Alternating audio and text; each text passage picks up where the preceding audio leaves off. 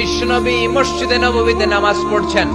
তিনি আল্লাহু আকবার বলে নামাজ শুরু করলেন, কেরাত পড়লেন, রুকু করলেন।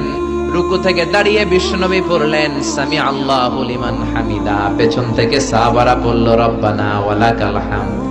এক সাহাবী বাড়িয়ে অতিরিক্ত পড়লেন হামদান কাসীরান তাইয়িবান মুবারাকান ফি। ফিসফিসি আওয়াজে পড়ার কারণে বিশ্বনবীর কানে এটা চলে এসেছে। নামাজের পর বিশ্বনবী বললেন, আমি রুকু থেকে দাঁড়িয়ে পড়েছি সামি আল্লাহু লিমান হামিদা। তোমরা পড়ার কথা ছিল শুধু রব্বানা ওয়ালাকাল হামদ।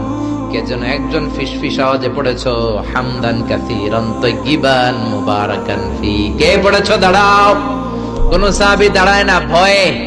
বিশ্বনবী অভয় দিয়ে বললেন, কিছু বলবো না। কে পড়েছো? দাঁড়াও। এক সাহাবী দাঁড়িয়ে বললেন, ও নবী আমি পড়েছি। বিশ্বনবী বললেন, এটা তো আমি শিখাই নাই, কই পাইলা, কেন পড়ছো? সাহাবী বলে, নবী গো, আল্লাহর তাসবিহ অল্প পড়লে আমার পোষায় না, এই জন্য আমি একটু বাড়িয়ে পড়েছি। আল্লাহু আকবার। বিশ্বনবী বললেন, ভয় পেও না, বিচলিত হয় না। নামাজরত অবস্থায় আমি দেখেছি বিদউ ওয়া সালাসুনা মালায়েকা, 30 জনেরও বেশি ফেরেশতা তোমার এই অতিরিক্ত তাসবিহর সওয়াবটা কে লিখে লিখে আল্লাহর দরবারে পৌঁছে দিতে পারে। তারা আকাশের মধ্যে কে আগে নিয়ে যেতে পারে প্রতিযোগিতা করছিল।